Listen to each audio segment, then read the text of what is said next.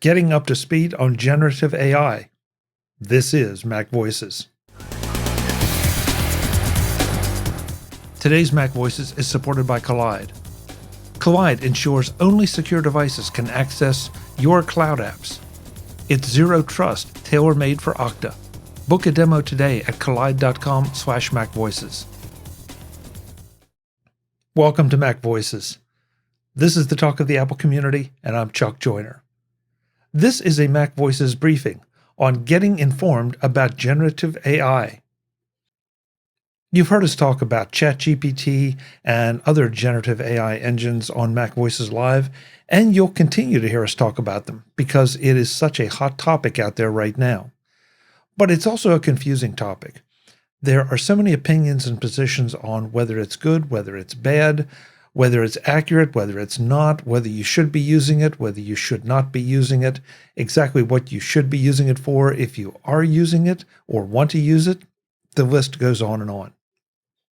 I've been trying out some of those engines myself, and I'm finding them potentially very useful for a number of different projects, but I'm not quite sure I'm ready to go the whole way in and let them take over my writing and other production aspects of Mac Voices or my day job. But I want to point you to some podcasts I recently listened to that sort of changed some of my thinking a little bit on the whole generative AI question, and also taught me some things I didn't really know about or didn't think about as we continue to experiment with this and play with this. So I'm going to suggest those podcast episodes. One of them is the same podcast, two different episodes. But I'm going to suggest you take a listen to some of these because I think you too will learn some things. You'll be better informed. I'm not going to recommend one way or another that you use it or don't use it. I'm still not comfortable taking that position, and especially since we all do so many different things.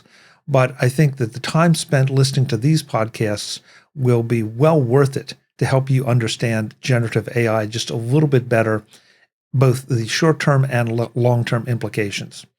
So let's go. The first is a conversation by Lex Friedman on his podcast with Sam Altman, the OpenAI CEO, on ChatGPT and the future. This discussion puts the tools, both past and present, and even a little bit in the future, in perspective and talks about where they're going. At the very end, Sam draws a really interesting comparison to himself and where he may stand in the history of generative AI that is most intriguing. I'm not going to spoil it for you. I'm just going to suggest that you listen. This is a lengthy interview that can be watched or listened to, and it's what Lex is known for, is extremely long-form interviews. But this one is well worth the time, and I think you will agree that it will educate you and make you look at generative AI a little bit differently. Second, taking a look at generative AI from a little different perspective are my friends Jeff Carlson and Mason Marsh on their Photocombobulate podcast. In episode number 29, they talked to Mark Heaps of Grok Incorporated about the image aspects of generative AI. Adobe Firefly, Midjourney, and Dolly are all part of the conversation, and they deliver thoughts on computational photography and AI-created images, along with some little discussed issues about generative AI overall. This is another one of those that the particular podcast is focused on digital photography or different aspects of digital photography, and that may not be your thing. But there's no question about it that images generated by some of these generative AI engines are going to be everywhere. They already are everywhere. You may not even realize it yet. So this is another one that you're definitely going to want to listen to, even if the topic of digital photography is not in your wheelhouse. This edition of Mac Voices is supported by Kolide at kolide.com/MacVoices. Our sponsor, Kolide, has some big news. If you're an Okta user, they can get your entire fleet to 100% compliance. How? If a device isn't compliant, the user can't log into your cloud apps until they fix the problem. It's that simple. Kolide patches one of the major holes in zero-trust architecture, device compliance. Without Kolide, IT struggles to solve basic problems like keeping everyone's OS and browser up to date. Unsecure devices are logging into your company's apps because there's nothing there to stop them. Kolide is the only device trust solution that enforces compliance as part of authentication, and it's built to work seamlessly with Okta. The moment Kolide's agent detects a problem, it alerts the user and gives them instructions to fix it. If they don't fix the problem within a set time, they're blocked. Kolide's method means fewer support tickets, less frustration, and most importantly, 100% fleet compliance. Visit kolide.com/MacVoices to learn more or book a demo. That's Kolide, KOLIDE.com/MacVoices. Kolide.com/MacVoices. Thanks to Kolide for their support of MacVoices. My third recommendation is actually 2 episodes of Seth Godin's Akimbo podcast.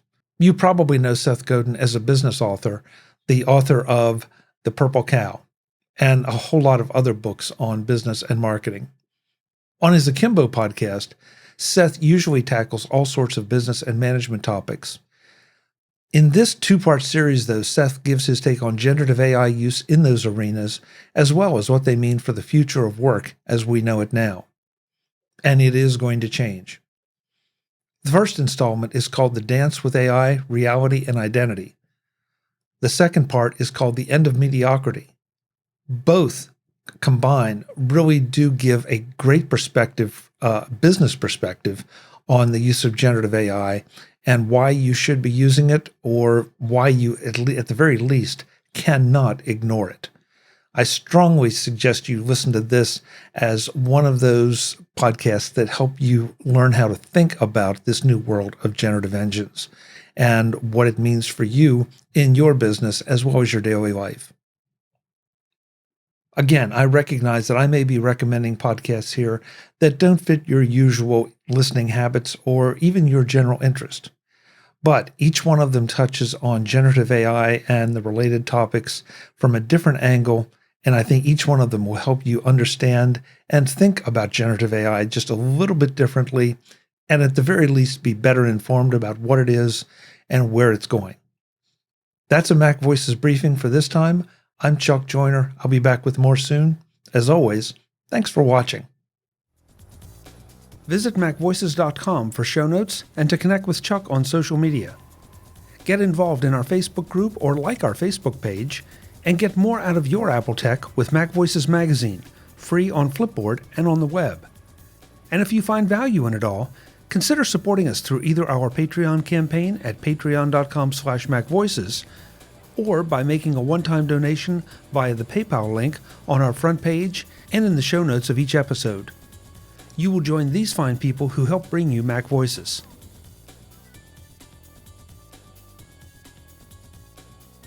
Advertising handled by Backbeat Media at backbeatmedia.com. Bandwidth provided by CashFly at cashfly.com.